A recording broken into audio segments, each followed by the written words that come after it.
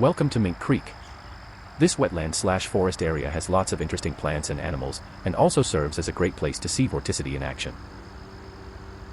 Since I didn't want to sink into the mud by the creek, let's look at this stream that runs into it. What you're looking at is a small, spinning rotor on a pen cartridge. The rotor spins at around 5.56 radians per second, with its angular velocity vector pointing down due to spinning clockwise. Let's ignore friction and other unpleasant things for the moment. Vorticity is twice that of angular velocity, so we can say that the average vorticity at the rotor is 11.12 inverse seconds pointing down. But wait. There's more. Vorticity is the curl of velocity, which describes local spinning in a flow field.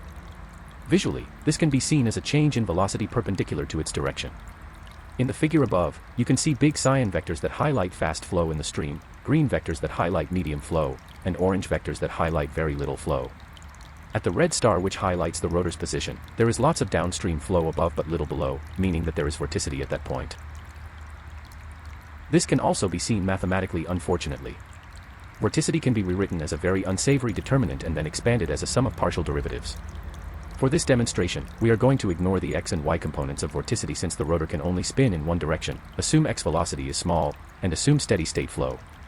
Now, let's approximate the change in y-ward velocity in the x direction with my trusty ducky.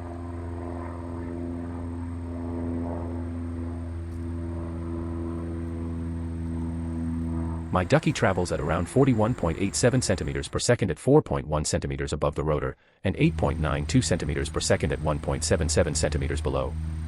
By finding the rate of change in velocity over distance, we can calculate a final vorticity approximation of 5.61 inverse seconds downwards. However, this contradicts my previous calculation of 11.12 inverse seconds downwards by measuring angular velocity.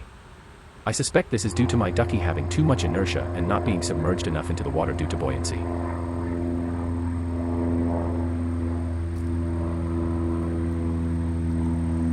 As a clarification so that I don't gaslight you, the rotor was removed for previous footage since my ducky kept getting caught. Anyway, I hope you know a little more about vorticity and have a great day. Toodles.